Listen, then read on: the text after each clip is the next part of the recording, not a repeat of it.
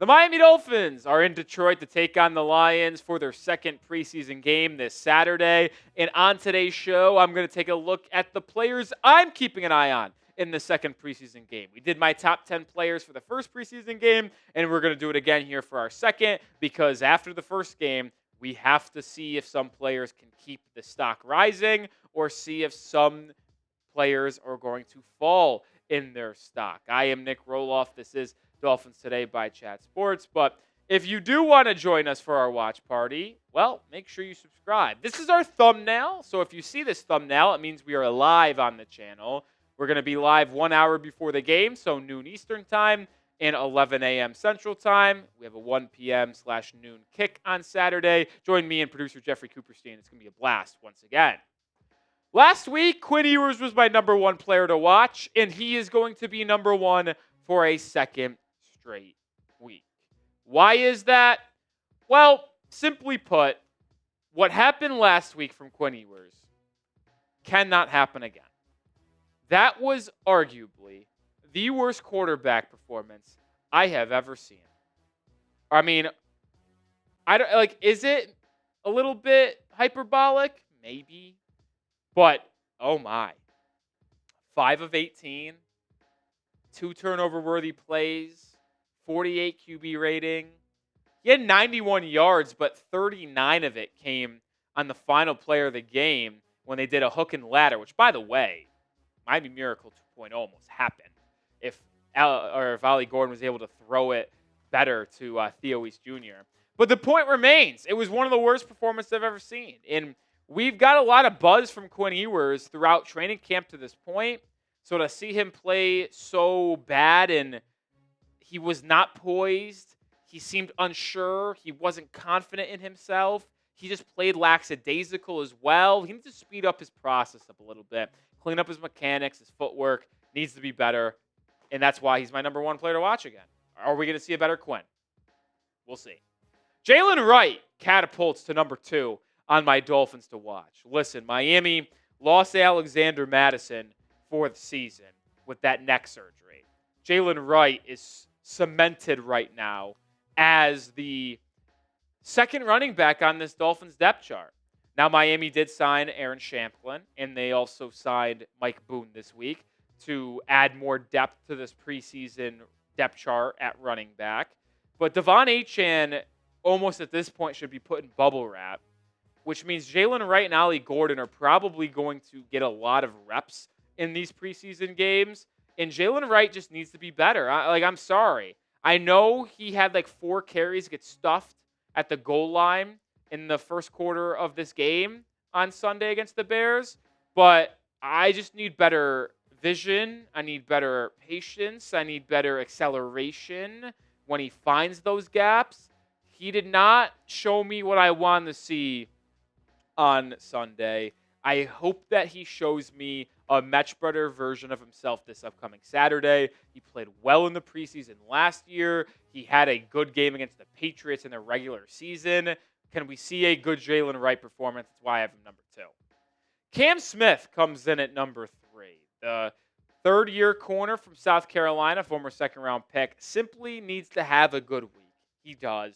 If he doesn't have a good week at joint practice and then in the game on Saturday, I am just going to say it. I think he's automatically cut. Cam, you need to have a good game. I think he's on the outside looking in of this Dolphins roster right now with where the cornerback room stands. But it could either change if he plays well, or it could be confirmed that he's not going to be on this roster. I think Cam Smith gets a lot of playing time this upcoming Saturday, and I will be glued to Cam Smith every snap when they're on defense during this game on Saturday. Take Chris Grier's job. Pin comment on today's show. Would you cut Cam Smith? I would. I think that he has had enough time to have an opportunity in Miami. But let me know your thoughts. Type Y for yes or type N for no. I think Zach Wilson came in at number 4 on my list last week. I think he's going to be here again. Listen, Zach was really shaky on the first preseason game against the Bears. There's no way around it. Very shaky performance from Zach Wilson. I thought he was shaky live. Like, he did some nice things. He had that bullet to Nick Westbrook-Ikini over the middle of the field. He had another bullet over the middle of the field that was dropped by Eskridge in the end zone. It was a one-handed attempt, though, so maybe it was not a drop. But he also missed a touchdown on the right side of the screen on a streak. He also then threw a pick six that was dropped. He also held on to the ball a little bit too long and got sacked. Like, he was shaky. Upon further review, the tape never lies, and it was really, really rough for Zach Wilson. And even though he had a better game than Quinn Ewers and led a couple touchdown drives, I will need better from Zach Wilson, which is why I know it's tough to say that I'm watching our two quarterbacks so vividly, but it's the God honest truth. We need to see these two perform much better for the Miami Dolphins this Saturday. Ollie Gordon is number 5. Ironically enough, I think he was number 5 last week as well. So I'm sorry if you are getting deja vu. But I need to see Ollie Gordon again. Let's continue to build. Ollie Gordon was the second best running back that played for Miami last season, or last week, I should say. Devon Achane was the best, but I think Ollie was better than Madison, and he was better than Jaylen Wright. If he has another really solid performance this week against the Lions, he might really creep up to RB2, which is why I am watching Jaylen Wright so closely. It's why I am watching Ollie Gordon so closely. This RB2 battle in Miami could become fascinating very, very quick. Grab a Dolphins hoodie to rock on game days. When you have this sale going on, I don't know how you don't take advantage of it. Chatsports.com/MIA hoodie was $69, now available for $37. Take advantage. Go grab yours now.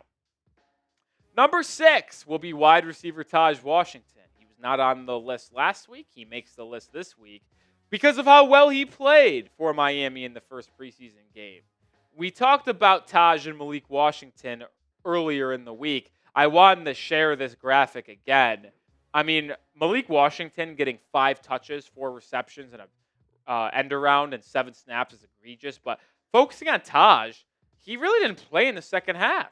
He was sat because he played so well in the first half, catching a 34-yard corner route when Zach Wilson was being pressured. A really solid 9-yard catch contested over the middle from Tua on the opening drive of the game. Taj Washington looked like an NFL wide receiver.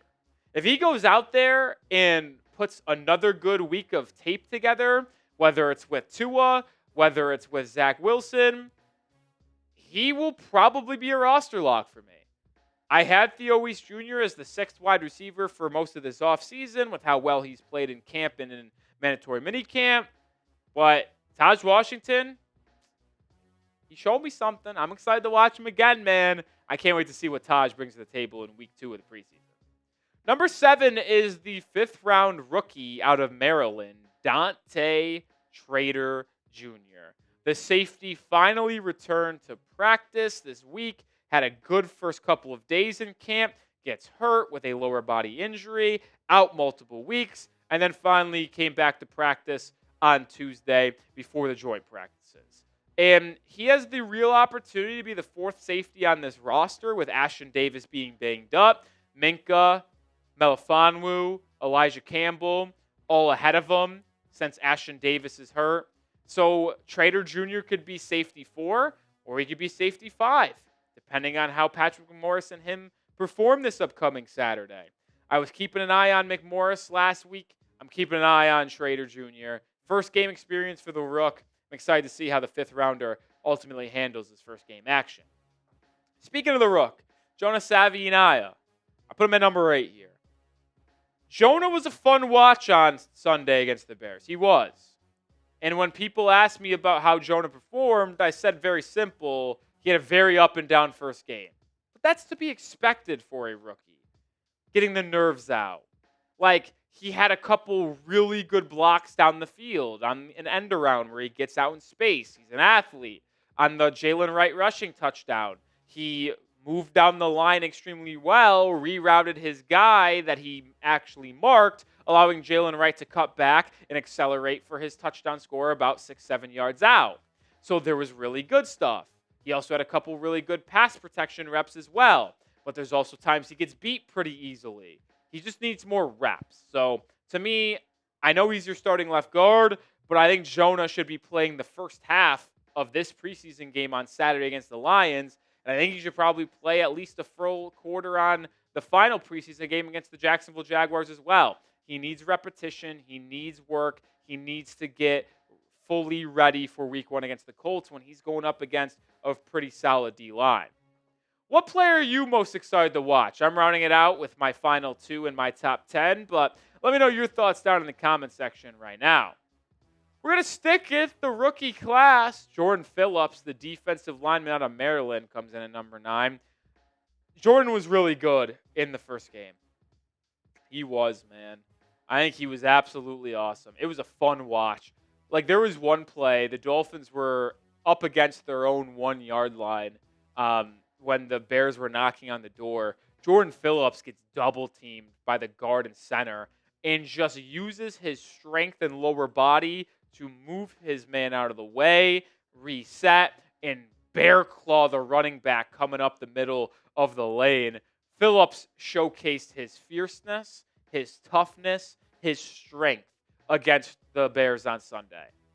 He is no doubt the defensive tackle number 4 on this group.